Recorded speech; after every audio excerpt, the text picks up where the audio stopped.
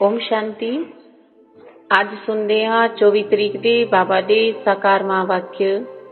ਬਾਬਾ ਬੋਲੇ, ਮਿੱਠੇ ਬੱਚੇ ਜੀ ਬਾਬਾ, ਸਦਾ ਇਸ ਖੁਸ਼ੀ ਵਿੱਚ ਰਹੋ ਕਿ ਅਸੀਂ 84 ਦਾ ਚੱਕਰ ਪੂਰਾ ਕੀਤਾ।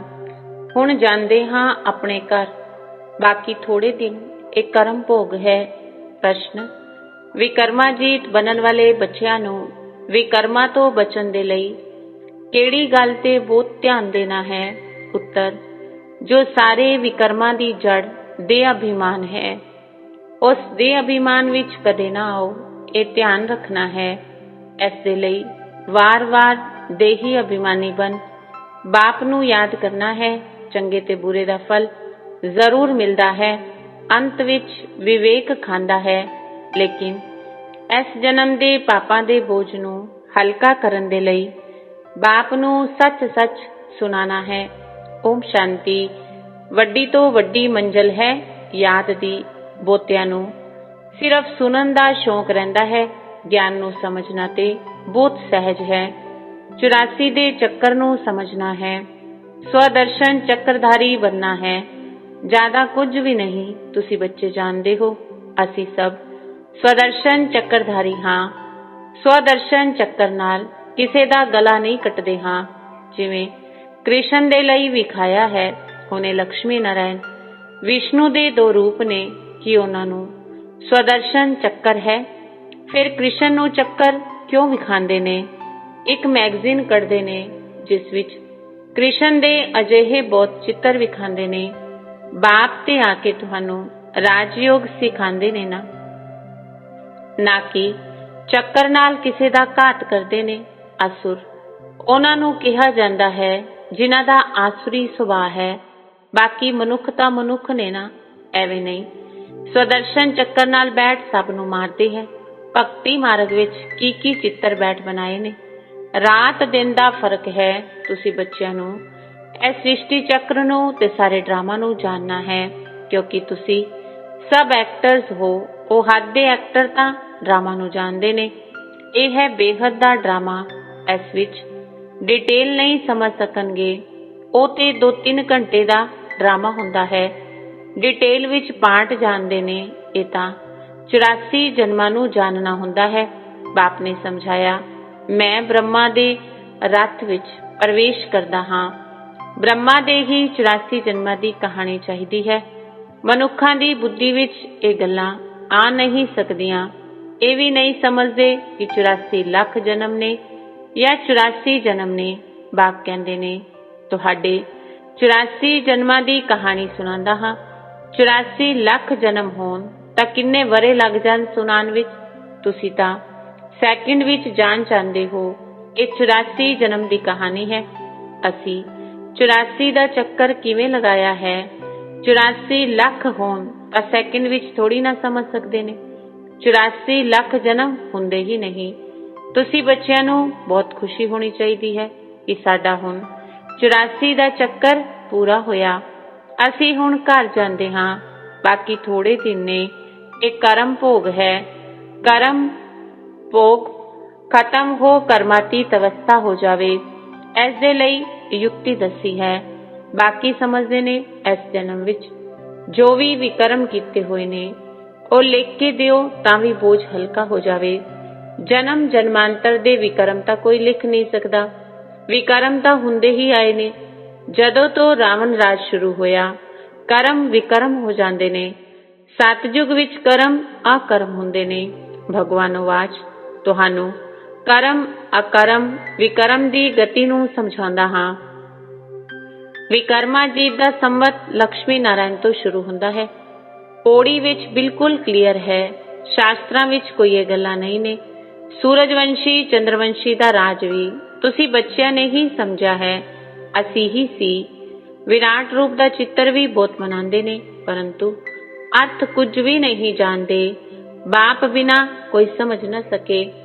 ਇਸ ਬ੍ਰਹਮਾ ਦੇ ਉੱਪਰ ਵੀ ਕੋਈ ਤਾਂ ਹੈ ਨਾ ਜਿਸ ਨੇ ਸਿਖਾਇਆ ਹੋਵੇਗਾ। ਜੇਕਰ ਇਸ ਨੂੰ ਕਿਸੇ ਗੁਰੂ ਨੇ ਸਿਖਾਇਆ ਹੁੰਦਾ, ਉਸ ਦਾ ਇੱਕ ਚੇਲਾ ਥੋੜੀ ਤੇ ਹੋ ਸਕਦਾ ਸੀ। ਹੋਰ ਵੀ ਤਾਂ ਚੇਲੇ ਹੁੰਦੇ।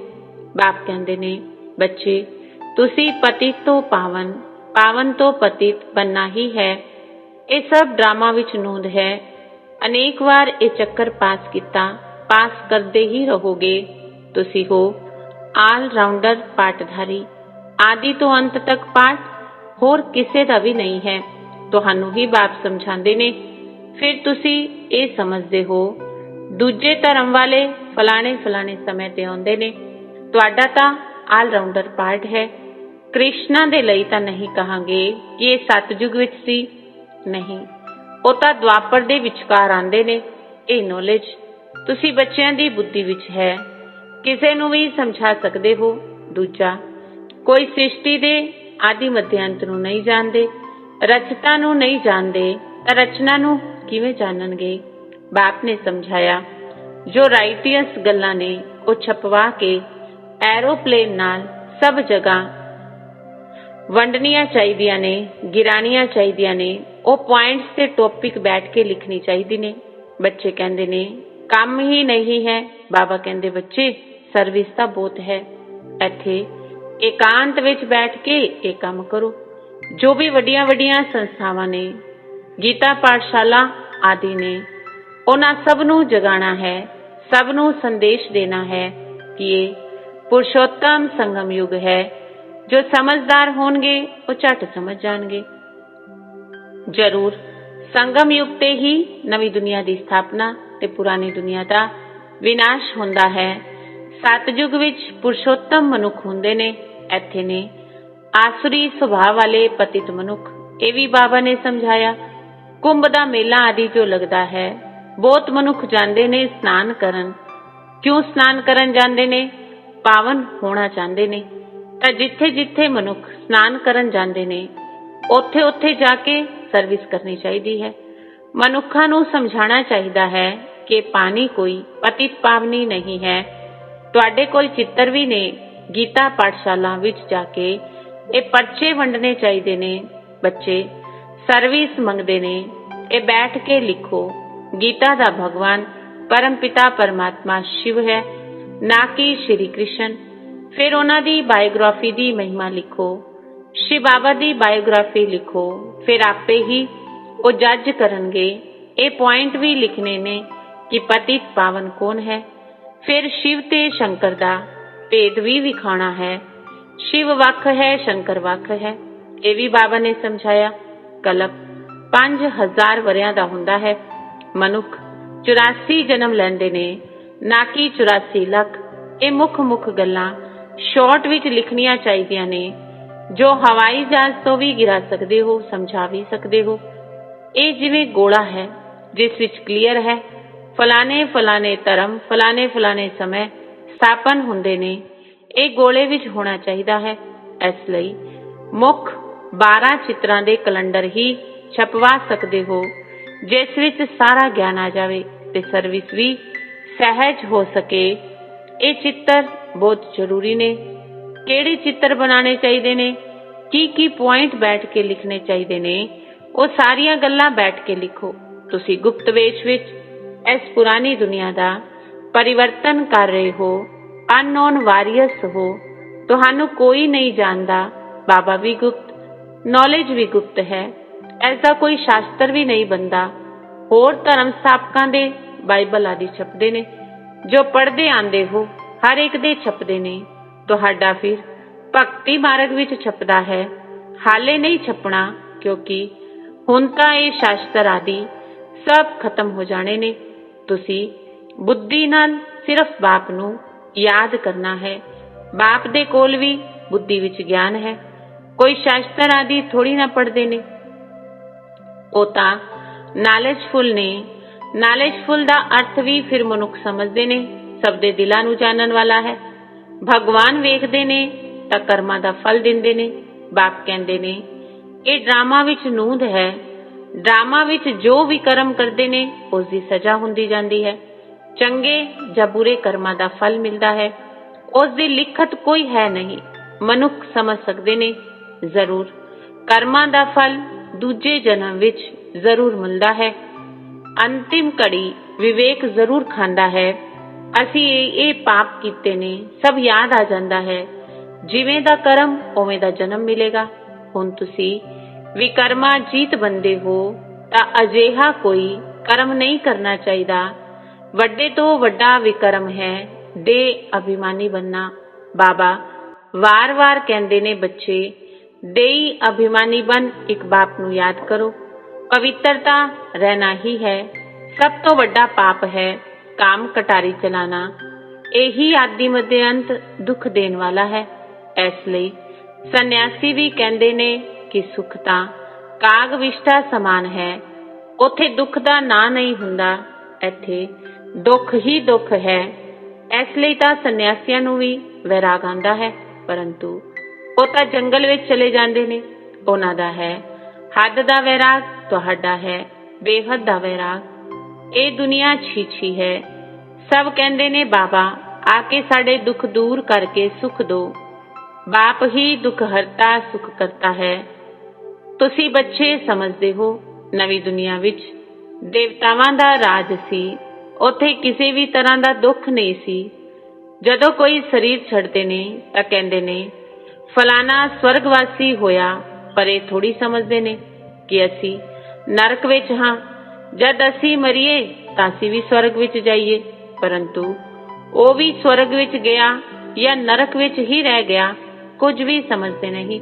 ਤੁਸੀਂ ਬੱਚੇ 3 ਬਾਪ ਦਾ ਰਾਜ ਵੀ ਸਭ ਨੂੰ ਸਮਝਾ ਸਕਦੇ ਹੋ। 2 ਬਾਪ ਦਾ ਤਾਂ ਸਭ ਸਮਝਦੇ ਨੇ, ਲੌਕਿਕ ਤੇ ਪਾਰਲੌਕਿਕ।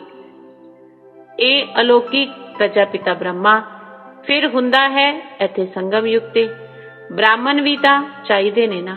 ਉਹ ਬ੍ਰਾਹਮਣ ਕੋਈ ਬ੍ਰਹਮਾ ਦੇ ਮੁਖ ਵੰਸ਼ਾਵਲੀ ਥੋੜੀ ਨੇ, ਜਾਣਦੇ ਨੇ ਬ੍ਰਹਮਾ ਸੀ। ਇਸ ਲਈ ਬ੍ਰਾਹਮਣ ਦੇਵੀ ਦੇਵਤਾ ਇਹ ਨਵਾਂ ਕਹਿੰਦੇ ਰਹਿੰਦੇ ਨੇ, ਇਹ ਨਹੀਂ ਜਾਣਦੇ। ਕਿਸੇ ਨੂੰ ਕਹਿੰਦੇ ਨੇ ਕਿਹੜੇ ਬ੍ਰਾਹਮਣ? ਤੁਸੀਂ ਹੋ ਪੁਰਸ਼ੋਤਮ ਸੰਗਮ ਯੁਗੀ ਬ੍ਰਾਹਮਣ। ਉਹ ਨੇ ਕਲ ਯੁਗੀ, ਇਹ ਹੈ ਪੁਰਸ਼ੋਤਮ ਸੰਗਮ ਯੁਗ। ਜਦੋਂ ਤੁਸੀਂ ਮਨੁੱਖ ਤੋਂ ਦੇਵਤਾ ਬਣਦੇ ਹੋ, ਦੇਵੀ ਦੇਵਤਾ ਧਰਮ ਦੀ ਸਥਾਪਨਾ ਹੋ ਰਹੀ ਹੈ, ਤਾਂ ਬੱਚਿਆਂ ਨੂੰ ਸਾਰੀ ਪੁਆਇੰਟਸ ਧਾਰਨ ਕਰਨੀਆਂ ਨੇ। ਫਿਰ ਸਰਵਿਸ ਕਰਨੀ ਚਾਹੀਦੀ ਹੈ। ਪੂਜਾ ਕਰਨ ਤੇ ਸ਼ਰਾਧ ਖਾਣ ਲਈ ਬ੍ਰਾਹਮਣ ਲੋਕ ਆਉਂਦੇ ਨੇ, ਉਹਨਾਂ ਨਾਲ ਵੀ ਤੁਸੀਂ ਚਿਟ ਚੈਟ ਕਰ ਸਕਦੇ ਹੋ। ਤੁਹਾਨੂੰ ਸੱਚਾ ਬ੍ਰਾਹਮਣ ਬਣਾ ਸਕਦੇ ਹੋ। ਹੁਣ ਭਾਦੋ ਦਾ ਵਰਾ ਆਂਦਾ ਹੈ, ਸਾਰੇ ਪਿਤਰਾਂ ਨੂੰ ਖਵਾਉਂਦੇ ਨੇ। ਉਹ ਵੀ ਤਰਕੀਬ ਨਾਲ ਕਰਨਾ ਚਾਹੀਦਾ ਹੈ, ਨਹੀਂ ਤਾਂ ਕਹਿਣਗੇ ਬ੍ਰਹਮਾ ਕੁਮਾਰੀਆਂ ਦੇ ਕੋਲ ਜਾ ਕੇ ਇਹਨਾਂ ਨੇ ਸਭ ਕੁਝ ਛੱਡ ਦਿੱਤਾ। ਅਜਿਹਾ ਕੁਝ ਨਹੀਂ ਕਰਨਾ ਜਿਸ ਵਿੱਚ ਕੋਈ ਨਾਰਾਜ਼ ਹੋ ਜਾਵੇ। ਯੁਕਤੀ ਨਾਲ ਤੁਸੀਂ ਗਿਆਨ ਦੇ ਸਕਦੇ ਹੋ। ਜ਼ਰੂਰ ਬ੍ਰਾਹਮਣ ਲੋਕ ਹੀ ਆਣਗੇ ਤਾਂ ਹੀ ਗਿਆਨ ਦਿਓਗੇ। ਇਸ ਮਹੀਨੇ ਵਿੱਚ ਤੁਸੀਂ ਬ੍ਰਾਹਮਣਾਂ ਦੀ ਬਹੁਤ ਸਰਵਿਸ ਕਰ ਸਕਦੇ ਹੋ। ਤੁਸੀਂ ਬ੍ਰਾਹਮਣ ਤਾਂ ਪ੍ਰਜਾਪਿਤਾ ਬ੍ਰਹਮਾ ਦੀ ਸੰਤਾਨ ਹੋ। ਦੱਸੋ ਕਿ ਬ੍ਰਾਹਮਣ ਧਰਮ ਵਾਸਤਵ ਵਿੱਚ ਕਿਸਨੇ ਸਥਾਪਨ ਕੀਤਾ? ਤੁਸੀਂ ਉਹਨਾਂ ਦਾ ਵੀ ਕਲਿਆਣ ਕਰ ਸਕਦੇ ਹੋ ਘਰ ਬੈਠੇ। ਜਿਸ ਤਰ੍ਹਾਂ ਅਮਰਨਾਥ ਦੀ ਯਾਤਰਾ ਤੇ ਜਾਂਦੇ ਨੇ, ਉਹ ਸਿਰਫ ਲਿਖਤ ਨਾਲ ਇੰਨਾ ਨਹੀਂ ਸਮਝ ਲੈਣਗੇ। ਉੱਥੇ ਬੈਠ ਕੇ ਸਮਝਾਉਣਾ ਚਾਹੀਦਾ ਹੈ ਕਿ ਅਸੀਂ ਤੁਹਾਨੂੰ ਸੱਚੀ ਸੱਚੀ ਅਮਰਨਾਥ ਦੀ ਕਥਾ ਸੁਣਾਈਏ। ਅਮਰਨਾਥ ਤਾਂ ਇੱਕ ਨੂੰ ਹੀ ਕਿਹਾ ਜਾਂਦਾ ਹੈ। ਅਮਰਨਾਥ ਮਤਲਬ ਜੋ ਅਮਰਪੁਰੀ ਦੀ ਸਥਾਪਨਾ ਕਰਦੇ ਨੇ, ਉਹ ਅਮਰਪੁਰੀ ਹੈ ਸਤਜੁਗ। ਇਸ ਤਰ੍ਹਾਂ ਸਰਵਿਸ ਕਰਨੀ ਪਵੇਗੀ। ਉੱਥੇ ਪੈਦਲ ਜਾਣਾ ਪੈਂਦਾ ਹੈ। ਜੋ ਚੰਗੇ ਚੰਗੇ ਵੱਡੇ ਵੱਡੇ ਆਦਮੀ ਹੋਣ, ਉਹਨਾਂ ਨੂੰ ਜਾ ਕੇ ਸਮਝਾਉਣਾ ਚਾਹੀਦਾ ਹੈ। ਸੰਨਿਆਸੀਆਂ ਨੂੰ ਵੀ ਤੁਸੀਂ ਗਿਆਨ ਦੇ ਸਕਦੇ ਹੋ। ਤੁਸੀਂ ਸਾਰੀ ਸ੍ਰਿਸ਼ਟੀ ਦੇ ਕਲਿਆਣਕਾਰੀ ਹੋ। ਸ਼੍ਰੀਮਤੇ ਅਸੀਂ ਸਾਰੇ ਵਿਸ਼ਵ ਦਾ ਕਲਿਆਣ ਕਰ ਰਹੇ ਹਾਂ। ਬੁੱਧੀ ਵਿੱਚ ਇਹ ਨਸ਼ਾ ਰਹਿਣਾ ਚਾਹੀਦਾ ਹੈ। ਅੱਛਾ ਮਿੱਠੇ ਮਿੱਠੇ ਸਿੱਕਿਲ ਦੇ ਬੱਚਿਆਂ ਪ੍ਰਤੀ ਮਾਤ ਪਿਤਾ ਬਾਪ ਦਾਦਾ ਦਾ ਯਾਦ ਪਿਆਰ ਤੇ ਗੁੱਡ ਮਾਰਨਿੰਗ। ਰੂਹਾਨੀ ਬਾਪ ਦੀ ਰੂਹਾਨੀ ਬੱਚਿਆਂ ਨੂੰ ਨਮਸਤੇ। ਰੂਹਾਨੀ ਬੱਚਿਆਂ ਦੀ ਰੂਹਾਨੀ ਬਾਪ ਦਾਦਾ ਨੂੰ ਨਮਸਤੇ ਨਮਸਤੇ ਨਮਸਤੇ ਜੀ। ਧਾਰਨਾ ਦੇ ਲਈ ਮੁੱਖ ਸਾਰ ਹੈ। ਪਹਿਲੀ ਧਾਰਨਾ ਹੈ, ਜਦੋਂ ਇਕਾਂਤ ਜਾਂ ਫੁਰਸਤ ਮਿਲਦੀ ਹੈ ਤਾਂ ਗਿਆਨ ਦੀਆਂ ਚੰਗੀਆਂ ਚੰਗੀਆਂ ਪੁਆਇੰਟਾਂ ਤੇ ਵਿਚਾਰ ਸਾਗਰ ਮੰਥਨ ਕਰਕੇ ਲਿਖਣਾ ਹੈ। ਸਭ ਨੂੰ ਸੰਦੇਸ਼ ਪਹੁੰਚਾਉਣ ਦਾ, ਸਭ ਦਾ ਕਲਿਆਣ ਕਰਨ ਦੀ ਯੁਕਤੀ ਰਚਣੀ ਹੈ। ਦੂਜਾ, ਵਿਕਰਮਾਂ ਤੋਂ ਬਚਣ ਦੇ ਲਈ ਦੇਹੀ ਅਭਿਮਾਨੀ ਬਣ ਇੱਕ ਬਾਪ ਨੂੰ ਯਾਦ ਕਰਨਾ ਹੈ। ਹੁਣ ਕੋਈ ਵੀ ਵਿਕਰਮ ਨਹੀਂ ਕਰਨਾ। ਇਸ ਜਨਮ ਦੇ ਕੀਤੇ ਹੋਏ ਵਿਕਰਮ ਬਾਪ ਦਾਦਾ ਨੂੰ ਸੱਚ ਸੱਚ ਸੁਣਾਣੇ ਨੇ। ਵਰਦਾਨ ਹੈ, ਸੰਪੰਨਤਾ ਦੁਆਰਾ ਸੰਤੁਸ਼ਟਤਾ ਦਾ ਅਨੁਭਵ ਕਰਨ ਵਾਲੇ ਹਮੇਸ਼ਾ ਹਰਸ਼ਿਤ ਵਿਜयी भव। ਸੰਪੰਨਤਾ ਦੁਆਰਾ ਸੰਤੁਸ਼ਟਤਾ ਦਾ ਅਨੁਭਵ ਕਰਨ ਵਾਲੇ ਹਮੇਸ਼ਾ ਹਰਸ਼ਿਤ ਵਿਜयी भव। ਜੋ ਸਰਵ ਖਜ਼ਾਨਿਆਂ ਨਾਲ ਸੰਪੰਨ ਨੇ ਉਹ ਹਮੇਸ਼ਾ ਸੰਤੁਸ਼ਟ ਨੇ। ਸੰਤੁਸ਼ਟਤਾ ਮਤਲਬ ਸੰਪੰਨਤਾ। ਜਿਵੇਂ ਬਾਪ ਸੰਪੰਨ ਨੇ, ਇਸ ਲਈ ਮਹਿਮਾ ਵਿੱਚ ਸਾਗਰ ਸ਼ਬਦ ਕਹਿੰਦੇ ਨੇ, ਐਵੇਂ ਆਪ ਬੱਚੇ ਵੀ ਮਾਸਟਰ ਸਾਗਰ ਮਤਲਬ ਸੰਪੰਨ ਬਣੋ ਤਾਂ ਹਮੇਸ਼ਾ ਖੁਸ਼ੀ ਵਿੱਚ ਨੱਚਦੇ ਰਹੋਗੇ। ਅੰਦਰ ਖੁਸ਼ੀ ਦੇ ਸਿਵਾਏ ਹੋਰ ਕੁਝ ਆ ਨਹੀਂ ਸਕਦਾ। ਆਪ ਸੰਪੰਨ ਹੋਣ ਦੇ ਕਾਰਨ ਕਿਸੇ ਤੋਂ ਤੰਗ ਨਹੀਂ ਹੋਵੋਗੇ। ਕਿਸੇ ਵੀ ਪ੍ਰਕਾਰ ਦੀ ਉਲਝਣ ਜਾਂ ਵਿਘਨ ਇੱਕ ਖੇਡ ਅਨੁਭਵ ਹੋਵੇਗਾ। ਸਮੱਸਿਆ ਮਨੋਰੰਜਨ ਦਾ ਸਾਧਨ ਬਣ ਜਾਵੇਗੀ। ਨਿਸ਼ਚੈ ਬੁੱਧੀ ਹੋਣ ਦੇ ਕਾਰਨ ਹਮੇਸ਼ਾ ਹਰਸ਼ਿਤ ਤੇ ਵਿਜयी ਰਹੋਗੇ। ਸਲੋਗਨ ਹੈ, ਨਾਜ਼ੁਕ ਪਰਿਸਥਿਤੀਆਂ ਤੋਂ ਘਬਰਾਓ ਨਹੀਂ, ਉਹਨਾਂ ਤੋਂ ਪਾਠ ਪੜ੍ਹ ਕੇ ਆਪਣੇ ਆਪ ਨੂੰ ਪਰਿਪੱਕਵ ਬਣਾਓ। ਨਾਜ਼ੁਕ ਪਰਿਸਥਿਤੀਆਂ ਤੋਂ ਘਬਰਾਓ ਨਹੀਂ, ਉਹਨਾਂ ਤੋਂ ਪਾਠ ਪੜ੍ਹ ਕੇ ਆਪਣੇ ਆਪ ਨੂੰ ਪਰਿਪੱਕਵ ਬਣਾਓ। ਅੱਛਾ, ਓਮ ਸ਼ਾਂਤੀ।